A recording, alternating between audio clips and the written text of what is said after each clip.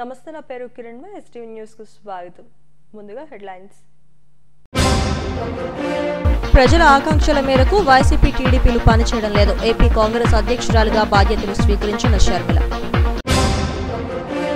10 లక్షల దీపాల కాంతుల్లో అయోధ్య రామయ్య. ప్రత్యేక శోభను సంతరించుకున్న రామ మందిరం. తిరుమలలో సందడి చేసిన సినీ హీరోయిన్ శ్రియ. ఆమెతో సెల్ఫీలు దిగేందుకు ఎగబడ్డ భక్తులు, అభిమానులు. అయోధ్యలో బాలరాముని విగ్రహ ప్రతిష్ఠ సందర్భంగా విశాఖలో శోభాయాత్ర. అధిక సంఖ్యలో పాల్గొన్న భక్తులు. రాష్ట్రంలోని ప్రజల ఆకాంక్షల మేరకు వైసీపీ టీడీపీలు పనిచేయడం లేదని పీసీసీ అధ్యక్షురాలు షర్మిల అన్నారు. ఏపీ పీసీసీ చీఫ్ గా బాధ్యతలు తీసుకున్న అనంతరం వైసీపీ, టీడీపీ, బీజేపీలపై నిప్పులు చెరిగారు. చంద్రబాబు 2 లక్షల కోట్ల అప్పులు చేస్తే సీఎం జగన్ 6.50 లక్షల కోట్ల అప్పులు చేశారని ఆరోపించారు. మొత్తంగా రాష్ట్రంపై 10 లక్షల కోట్లతో ఏపీని అప్పుల కుప్పగా మార్చారని షర్మిల మండిపడ్డారు. ఏపీ పీసీసీ అధ్యక్షురాలుగా వైఎస్ షర్మిల బాధ్యతలు స్వీకరించారు. విజయవాడలోని పార్టీ కార్యాలయంలో ఆమె బాధ్యతలను చేపట్టారు. మంగళగిరి వైసీపీ ఎమ్మెల్యే ఆళ్ల రామకృష్ణారెడ్డి షర్మిల సమక్షంలో కాంగ్రెస్లోకి చేరారు. ఆళ్ల రామకృష్ణారెడ్డికి షర్మిల కండువా కప్పి పార్టీలోకి ఆహ్వానించారు. మాజీ పీసీసీ చీఫ్ రుద్రరాజు అధ్యక్షతన జరిగిన సమావేశంలో పీసీసీ మాజీ అధ్యక్షుడు రఘువీరారెడ్డి తదితర ప్రముఖులు పాల్గొన్నారు. రాష్ట్రంలో ఎక్కడ చూసినా దోచుకోవడం, దాచుకోవడమే ఉందని, రోడ్లు వేయడానికి, ఉద్యోగులకు జీతాలు ఇవ్వడానికి కూడా ప్రభుత్వం వద్ద డబ్బులు లేవని షర్మిల ఎద్దేవా చేశారు. రాష్ట్రంపై 10 లక్షల కోట్లు అప్పులు ఉన్నాయని, జగన్ రెడ్డి మాత్రం 3 రాజధానుల పేరుతో ఒక రాజధానిని కూడా కట్టలేదని షర్మిల విమర్శించారు. కేంద్రంలో బీజేపీతో పొత్తులో ఉండి కూడా చంద్రబాబు ప్రత్యేక హోదా తేలేకపోయారని విమర్శించారు. ఎంపీలందరూ బీజేపీ తొత్తులే అంటూ షర్మిల విమర్శలు గుప్పించారు. రాష్ట్రానికి హోదా రాలేదని, దాన్ని తేవడం పాలకులకు చేత కాలేదని చెప్పారు. హోదా వచ్చి ఉంటే వేలాది మందికి ఉద్యోగాలు వచ్చేవని షర్మిల అన్నారు. హిమాచల్ ప్రదేశ్ లో స్పెషల్ స్టేటస్ వాళ్ళకి ఇస్తే 10,000 పరిశ్రమలు స్థాపన జరిగాయి. మరి మనకుందా స్పెషల్ స్టేటస్? ఎందుకు లేదు స్పెషల్ స్టేటస్? ఎందుకంటే పాలకులు స్పెషల్ స్టేటస్ తేవడంలో విఫలమయ్యారు, వాళ్ళకు చేత కాలేదు కాబట్టి. కాంగ్రెస్ పార్టీ ఆ రోజు స్పెషల్ స్టేటస్ 5 సంవత్సరాల కోసం ఇవ్వాలి అంటే బీజేపీ పార్టీ ఏమండి 10 సంవత్సరాలు ఇవ్వాలి అని ఎలక్షన్లలో ఊదరగొట్టారు. 10 సంవత్సరాలు ఇస్తాము మేము అధికారంలోకి వస్తే అని. ఇక చంద్రబాబు గారు అయితే 15 సంవత్సరాలు మాకు స్పెషల్ స్టేటస్ కావాలి అని కొట్లాడాడు. ఇదే చెప్పాడు, 15 సంవత్సరాలు స్పెషల్ స్టేటస్ కావాలి, అందుకే నేను బీజేపీ పార్టీతో పొత్తు పెట్టుకుంటున్నా అని బీజేపీ పార్టీతో పొత్తు పెట్టుకున్నాడు.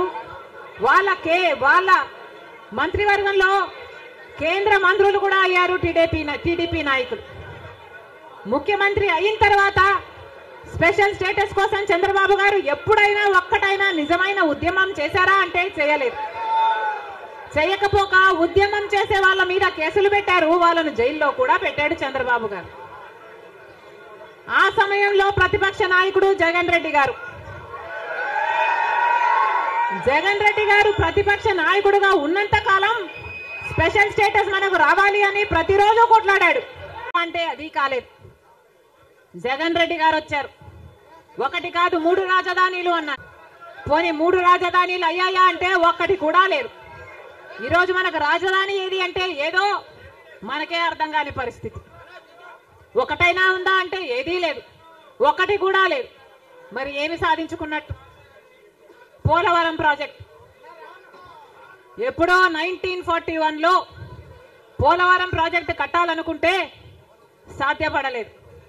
ఆఖరికి రాజశేఖర్ రెడ్డి గారు ముఖ్యమంత్రి అయిన 2004లో రాజశేఖర్ రెడ్డి గారు జలయజ్ఞంలో భాగంగా పోలవరం ప్రాజెక్టును స్థాపించడం జరిగింది. రాజశేఖర్ రెడ్డి గారు ముఖ్యమంత్రిగా ఉండగా పోలవరం ప్రాజెక్టు చెందిన కుడి ఎడమ కాలువల పనులు కూడా చాలా శాతం చేశారు రాజశేఖర్ రెడ్డి గారు.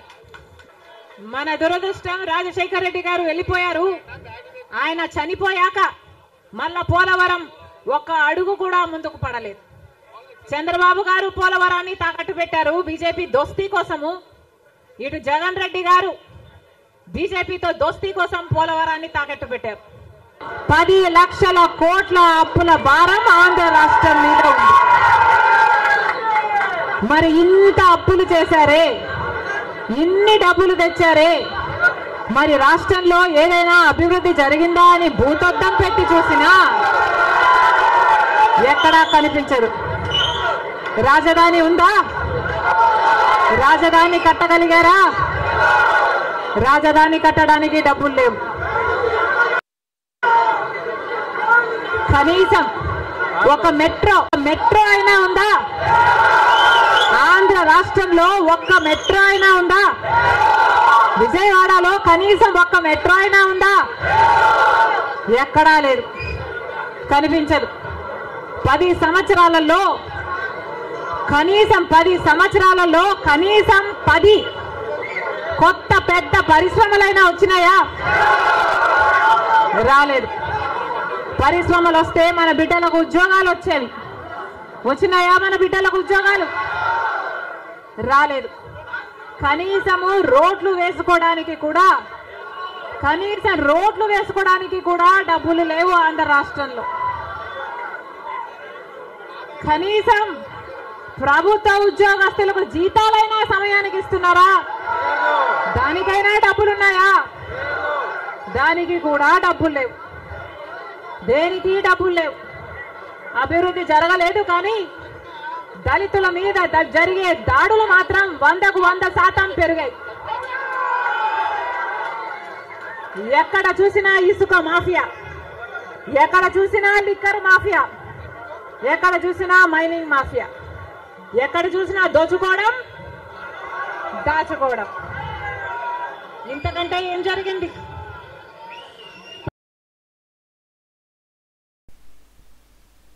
అంతకుముందు ఇడుపులపాయలో తన తండ్రి వైఎస్ఆర్ సమాధి వద్ద నివాళులు అర్పించారు.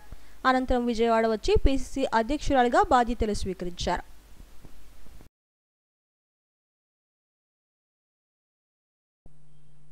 పది లక్షల దీపాల కాంతుల్లో అయోధ్య రామ మందిరం ప్రత్యేక శోభను సంతరించుకుంది. శ్రీరాముడి ప్రాణ ప్రతిష్ఠ వేడుకను పురస్కరించుకుని అయోధ్యలో పలు ప్రత్యేక కార్యక్రమాలను భక్తులు నిర్వహించారు. ఇందులో భాగంగా 10 లక్షల దీపాలతో అయోధ్య నగరాన్ని రామ జన్మభూమి ట్రస్టు అలంకరించింది. ఇందుకోసం దేశీయంగా తయారు చేసిన మట్టి ప్రమిదలను ఉపయోగించింది. మరోవైపు ప్రాణ ప్రతిష్ఠ సందర్భంగా దేశవ్యాప్తంగా ప్రజలు దీపాలు వెలిగించాలని ఇప్పటికే ప్రధాని మోడీ పిలుపునిచ్చారు.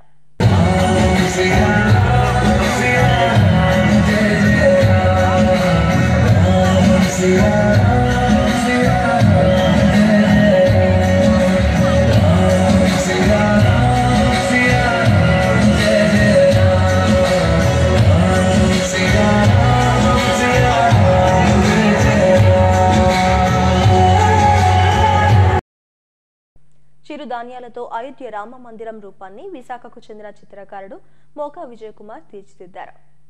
మిలెట్స్ ను వినియోగించి వారం రోజులుగా రోజుకు 8 గంటలు శ్రమించి ఈ చిత్రాన్ని తీర్చిదిద్దారు. అయోధ్యలోని రామ మందిర నమూనా శ్రీరామచంద్రుని రూపాలను ఒకే చిత్రంలో పొందుపరిచారు.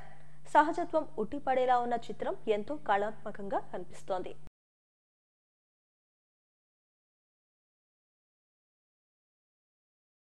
తిరుమల శ్రీవారిని ప్రముఖ సినీ నటి శ్రేయ దర్శించుకున్నారు. ఉదయం విఐపి విరామ సమయంలో స్వామివారి సేవలో పాల్గొన్నారు. అనంతరం ఆలయం వెలుపలకు వచ్చిన శ్రేయతో పలువురు సెల్ఫీలు దిగేందుకు పోటీ పడ్డారు.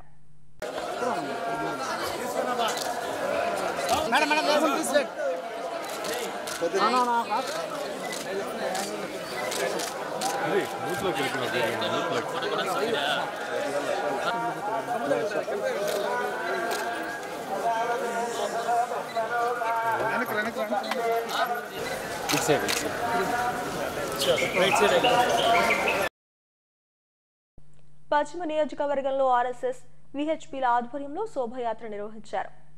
అయోధ్యలో బాలరాముని విగ్రహ ప్రతిష్టాపనను పురస్కరించుకుని ఈ శోభయాత్ర నిర్వహించారు. హిందువుల ఆరాధ్య దైవం శ్రీరామచంద్రునికి గత 500 ఏళ్లుగా ఆలయం లేక ఆరు బయటే ఆరాధన జరుగుతోంది. అనేక మంది హిందువులు పోరాటాలు బలిదానాలు చేసినప్పటికీ సాధ్యం కాలేదు. ఎట్టకేలకు అయోధ్యలో భవ్య రామ మందిర నిర్మాణం జరిపి ఈ నెల 22వ తేదీన విగ్రహ ప్రతిష్టాపన జరుగుతున్న నేపథ్యంలో ఈ శోభయాత్ర నిర్వహించారు. హిందూ జాతికి ఇది పండుగ అని నినాదాలు చేశారు. ఆర్ఆర్ వెంకటాపురం నుంచి ప్రారంభమైన శోభయాత్ర కొత్తపాలెం, యలపువానిపాలెం, చంద్రనగర్, గోపాలపట్నం, బుచ్చిరాజుపాలెం, ఎన్ఏడి సెంటర్ మీదుగా కంచరపాలెం, రామూర్తి పంతులపేట బ్రిడ్జి వరకు కొనసాగింది. మరోవైపు పెందుర్తిలో శోభయాత్ర నిర్వహించారు. అనేక మంది రామభక్తులు, విహెచ్పి కార్యకర్తలు, హిందూ బంధువులు ఉత్సాహంగా పాల్గొన్నారు. విశాఖ మహానగర్ సహ కార్యవాహ కన్నన్ దాడి రమేష్, కాళ్ల అశోక్ తదితరులు పాల్గొన్నారు.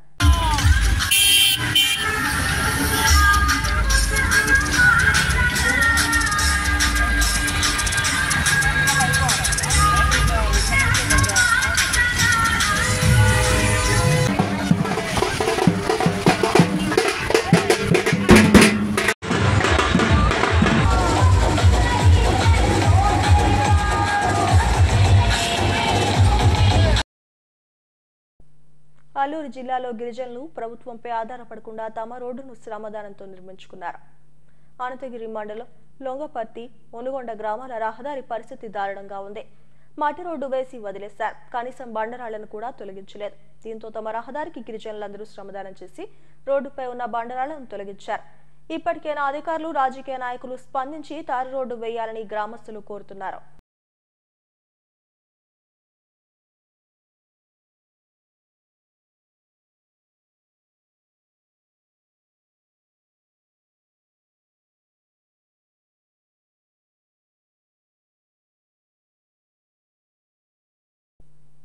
సోషలిస్టు దేశ వ్యవస్థాపకులు లెనిన్ శతవర్ధంతిని సిఐటియు కార్యాలయంలో ఆదివారం నిర్వహించారు. ఆయన చిత్రపటానికి మాజీ ఎమ్మెల్సీ ఎంబీఆర్ శర్మ, పలువురు నేతలు పూలమాల వేసి నివాళులను అర్పించారు. ప్రపంచంలో సమస్త సంపద శ్రమజీవులదేనని నమ్మి వారితోనే కార్మిక వర్గ రాజధానిని నిర్మించిన ఘనత కామ్రేడ్ లెనిన్దేనని నేతలు అన్నారు. అయితే ఆయన మరణించి 100 ఏళ్లు పూర్తయిన సందర్భంగా ఏడాది పాటు శతవర్ధంతి వేడుకలను నిర్వహిస్తామని తెలిపారు. ప్రపంచ వ్యాప్తంగా ఈ వేడుకలను కార్మిక వర్గం నిర్వహించుకుంటోందని ఆయన వెల్లడించారు. ఈ సమావేశంలో సిఐటియు జిల్లా కార్యదర్శి జగ్గునాయుడు, రాజు తదితరులు పాల్గొన్నారు.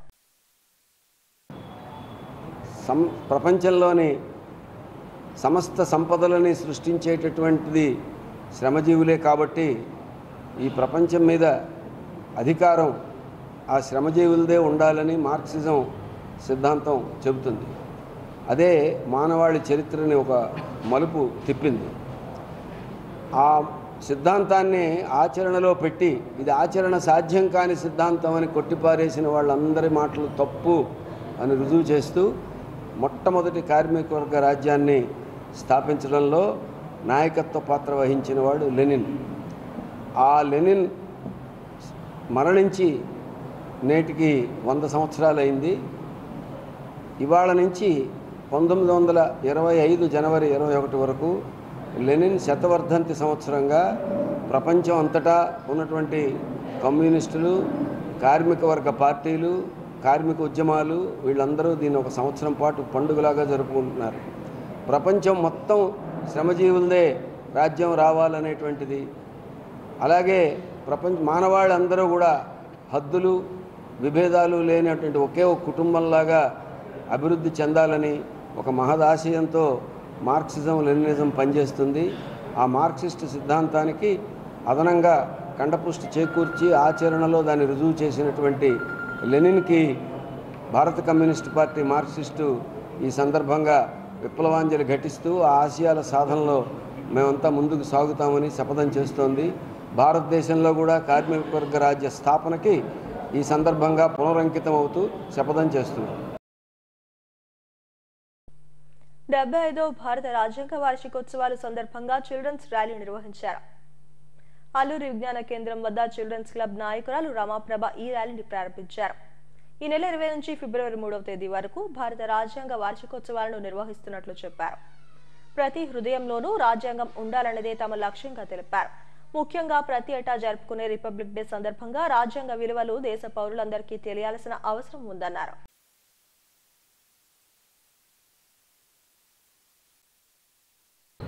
ఈరోజు ఇక్కడ వచ్చే రిపబ్లిక్ డే జనవరి 26 ఉంది కదా, అది మనకి 75వ రిపబ్లిక్ డే. ఇప్పటికి 74 సంవత్సరాలు పూర్తి చేసుకున్నాం. ముఖ్యంగా భారతదేశంలో మన రాజ్యాంగం అనేది భారతదేశం మొత్తానికి ఒక గుండెకాయ లాంటిది. అది ప్రపంచంలోనే అత్యున్నతమైన విలువలు కలిగిన రాజ్యాంగం మంది. ఈ రాజ్యాంగం మన దేశ పౌరులకి కులం, మతం, రంగు, రూపం వీటన్నింటికి భిన్నంగా అందరికీ సమాన అవకాశాలు కల్పించింది. అలాగే ఎవరు నచ్చిన మతాన్ని వాళ్ళు ఆచరించవచ్చు, నచ్చిన తిండి తినొచ్చు, నచ్చిన బట్టలు వేసుకునే హక్కులను కల్పించింది. దీంతో పాటుగా ప్రతి ఒక్కరికి సమానమైన అవకాశాలు ఉండాలి, అసమానతలు తొలగించే విధంగా సామ్యవాదం అనే పదాన్ని కూడా మనం రాజ్యాంగంలో రాసుకున్నాం. అయితే మేము ముఖ్యంగా వైజాగ్ చిల్డ్రన్స్ క్లబ్గా భాగవతుల చారిటబుల్ ట్రస్ట్తో కలిసి ఇక్కడ కూడా మేము రాసుకున్నాం, ప్రతి హృదయంలో రాజ్యాంగం అని. అంటే భారతదేశంలో ఈ రోజున్న పరిస్థితుల్లో రాజ్యాంగం మనకు కల్పించిన హక్కులేంటో మనం తెలుసుకుంటేనే ఇప్పుడున్న ఈ జనరేషను వాళ్ళకున్న హక్కుల కోసం వాళ్ళు మాట్లాడతారు, వాళ్ళు తెలుసుకుంటారు, వాళ్ళు పోరాడగలుగుతారు. అందుకని చెప్పి మేము ముఖ్యంగా ఏదైతే బాలల కోసం భారత రాజ్యాంగం అనే విషయాన్ని ఈరోజు మొత్తం బాలలందరిలోకి తీసుకెళ్ళడం కోసం ఈ రోజు నుంచి ఫిబ్రవరి 3వ తేదీ వరకు కూడా క్షేత్రస్థాయిలో అంటే నివాస ప్రాంతాల్లో పిల్లలు ఉండే చోట వాళ్ళని కూర్చోబెట్టి మన భారత రాజ్యాంగ ప్రవేశిక పైన వాళ్ళకి అవగాహన కల్పించే ఉద్దేశంతో ఈరోజు ఇది ఒక ప్రారంభ సూచికగా ఇక్కడి నుంచి అంబేద్కర్ విగ్రహం వరకు కూడా ఈరోజు మేము ర్యాలీ చేస్తున్నాం. ఇది ముఖ్యంగా విశాఖ జిల్లాలో ఉన్న పిల్లలందరూ కూడా భారత రాజ్యాంగం పట్ల అవగాహన కల్పించే ఉద్దేశంతో మేము ఇది ర్యాలీ చేయటం అనేది జరుగుతుంది. Saint mother Teresa memorial sports tournament ఆధ్వర్యంలో పోటీలు నిర్వహిస్తున్నట్లు ఫాదర్లు ఎస్ విజయభాస్కర్, ప్రభాకర్, విశాఖ మైనారిటీ నాయకులు యాండ్రపు నిఖిలేష్ రాజ్ కుమార్లు తెలిపారు. నగరంలోని ఓ చర్చ్లో మీడియాతో మాట్లాడారు. విశాఖలోని క్రిస్టియన్ మైనారిటీ, రోమన్ క్యాథలిక్లకు ఉన్న 22 చర్చ్లు, 25 కళాశాలలు సంయుక్తంగా ఈ టోర్నమెంట్ నిర్వహిస్తున్నాయని తెలిపారు. ఈ నెల 23 నుంచి 28వ తేదీ వరకు పోటీలు జరుగుతాయన్నారు. పురుషుల క్రికెట్కు 18 చర్చ్ల జట్లు, మహిళల త్రోబాల్కు 6 చర్చ్ల జట్లు పాల్గొంటున్నాయని తెలిపారు. ఈ పోటీలను Gnanapuram saint Peter's cathedral church గ్రౌండ్లో నిర్వహిస్తున్నట్లు చెప్పారు. ఇది విద్యార్థుల్లో మానసిక వికాసానికి, ఉల్లాసానికి దోహదం చేసేందుకు ఉపయోగపడుతున్నాయన్నారు. వీక్షిస్తున్న ప్రజానికి ప్రత్యేకించి అందరికీ కూడా నమస్కారములు. Saint mother Teresa memorial cricket sports tournament దాదాపుగా 18 ప్యారిష్లు క్రికెట్ నుంచి, 6 ప్యారిష్లు త్రోబాల్ నుంచి, అంటే భీమిలి దగ్గర నుంచి సాగర్ నగర్ అవనియండి, మధురవాడ అవనియండి, చిన్నవాల్టర్ అవనియండి, బుచ్చిరాజపాలెం అవనియండి, ఆరిలావ్ అవనియండి, ఇన్ఫెంట్ చేసే సీతందార్ అవనియండి, శాలిగ్రాంపురం, గాజువాక, బుచ్చిరాజపాలెం, జ్ఞానాపురం, మురళీనగర్, మధురవాడ, గాజువాక, వట్లపూడి, స్టీల్ ప్లాంట్, ఇలా దాదాపు అన్ని ప్యారిష్ల నుంచి విశాఖపట్నంలో నలుమూరల నుంచి కూడా మైనారిటీ యువకులకు క్రికెట్ మరియు త్రోబాల్ పోటీలు అనేది 23వ తారీఖు నుంచి 28వ తారీఖు వరకు మన సెయింట్ పీటర్స్ కేథడ్రల్ గ్రౌండ్లో జరగబోతున్నాయి.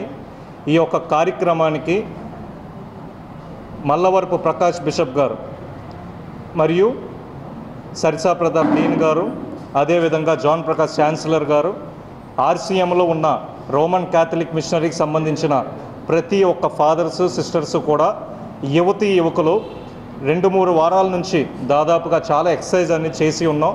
టీషర్ట్లు కావనియండి, నేమ్స్ కావనియండి, రిజిస్ట్రేషన్ ఫామ్స్ ఇవన్నీ కూడా. ఈ రోజున ట్రాఫీ ఇనాగరేషన్, ఏమైతే ట్రాఫీ ఇవ్వబోతున్నో ఇనాగరేషను, మరియు ప్రతి ఒక్కరు కూడా మాటల్ని చూడవలసిందిగా స్వాగతిస్తున్నాం. అదేవిధంగా ఆన్లైన్ అప్డేషన్గా ప్రతి ఒక్క స్కోర్ కూడా, లైవ్ అప్డేట్స్ అన్నీ కూడా క్రిక్ ఈ రోజులో వస్తాయి. అదేవిధంగా ఎంపైర్స్ అవనియండి, స్కోర్ కార్డ్స్ అవనియండి, ఇవన్నీ కూడా ఆంధ్ర క్రికెట్ అసోసియేషన్ అన్నీ కూడా ప్రత్యేకించి వాళ్ళ శ్రద్ధ తీసుకొని వస్తున్నారు. కావున ప్రత్యేకించి మీరందరూ కూడా రావాల్సిందిగా మనవి చేస్తూ ఈ కార్యక్రమానికి వచ్చిన ప్రతి ఒక్కరికి కూడా, వీక్షిస్తున్న ప్రతి ఒక్కరికి కూడా ప్రత్యేకించి నమస్కారం. Thank you. ఫాదర్ గారు చెప్పిన విధంగా మీ అందరికీ మేము చేయబోయే కార్యక్రమాలు ముందుగానే తెలియజేసి ఉన్నాము. మరి ఇప్పటికే ఈరోజు మేము ఇక్కడికి ఎందుకు సమావేశం అయ్యామో కూడా తెలియజేయడం జరిగింది. ఇప్పటి వరకు మన సిటీలో కానీ వేరే వేరే ప్రాంతాల్లో మగవారికి లేదా అబ్బాయిలకు ప్రత్యేకమైన అవకాశాలు కల్పిస్తూ ఉన్నారు. అదేవిధంగా మేము చేపట్టిన కార్యక్రమాల్లో కూడా ఎక్కువ అబ్బాయిలకి మేము అవకాశాలు ఇచ్చి ఉన్నాము. అయితే ఈ సంవత్సరము మరి ముఖ్యంగా ఈ మదర్ తెరీసా టోర్నమెంట్ల విషయంలో ఆడపిల్లలకు కూడా అవకాశం కల్పించాలని త్రోబాల్ ఆటను మేము ప్రవేశపెట్టి ఉన్నాం. దాన్ని ఆడడానికి వేరే వేరే విచారణల నుంచి ప్యారిషెస్ నుంచి 6 టీములు వచ్చాయి. మరి వాళ్ళకి లాట్ తీయడము, ఎవరితో ఎవరు ఆడాలని మేము ఆల్రెడీ వారికి చెప్పి ఉన్నాము. మరి త్రోబాల్ 23వ తారీఖున మంగళవారం నాడు ఇది ప్రారంభించడం జరుగుతుంది. మరి ఈ సంవత్సరము 6 టీములు వచ్చాయి. భవిష్యత్తులో మేము చేపట్టే ఈ కార్యక్రమంలో తల్లిదండ్రులు, బంధుమిత్రులు ఈ యొక్క అవకాశాన్ని పిల్లలకు ఇంకా ఎక్కువ మంది కల్పించి భవిష్యత్తులో ఇంకా ఎక్కువ మంది రావాలని కోరుకుంటున్నాము. అదేవిధంగా 24వ తారీఖు నుంచి క్రికెట్ టోర్నమెంటు ప్రారంభించడం జరుగుతుంది. కాబట్టి వీళ్ళందరికీ నా వందనాలు, మరి ముఖ్యంగా విషెస్ తెలియజేస్తూ భవిష్యత్తులో చేపట్టే కార్యక్రమంలో ఇంకా ఎంతోమంది ముందుకు రావాలని కోరుకుంటూ సెలవు తీసుకుంటున్నాను.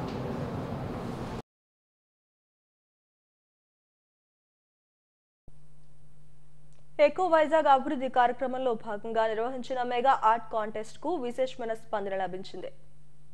పోర్టు కళవాణి ఆడిటోరియంలో నిర్వహించిన ఈ చిత్రలేఖన పోటీలో విద్యార్థులు పాల్గొన్నారు. మేయర్ గొలగాని హరివెంకట కుమారి, జీవీఎంసీ కమిషనర్ సాయికాంత్ వర్మలు ముఖ్య అతిథులుగా హాజరయ్యారు. ఎకో వైజాగ్ అభివృద్ధికి సృజనాత్మకతను జోడించి అద్భుతమైన చిత్రాలు గీసిన విద్యార్థులను అభినందించారు. ఈ నెల 26వ తేదీన ఎంపిక చేసిన చిత్రాలను రిపబ్లిక్ డే సందర్భంగా అవార్డులు, బహుమతులు అందజేస్తామని నిర్వాహకులు తెలిపారు.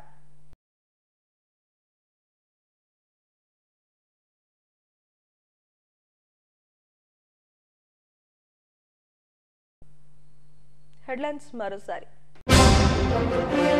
ప్రజల ఆకాంక్షల మేరకు వైసీపీ టీడీపీలు పనిచేయడం లేదు. ఏపీ కాంగ్రెస్ అధ్యక్షురాలుగా బాధ్యతలు స్వీకరించిన షర్మిల. 10 లక్షల దీపాల కాంతుల్లో అయోధ్య రామయ్య, ప్రత్యేక శోభను సంతరించుకున్న రామ మందిరం. తిరుమలలో సందడి చేసిన సినీ హీరోయిన్ శ్రియ, ఆమెతో సెల్ఫీలు దిగేందుకు ఎగబడ్డ భక్తులు, అభిమానులు. అయోధ్యలో బాలరాముని విగ్రహ ప్రతిష్ఠ సందర్భంగా విశాఖలో శోభాయాత్ర, అధిక సంఖ్యలో పాల్గొన్న భక్తులు. ఈ వార్త ఇంతటితో సమాప్తం. మరిన్ని వార్తా విశేషాల కోసం చూస్తూనే ఉండండి STV న్యూస్.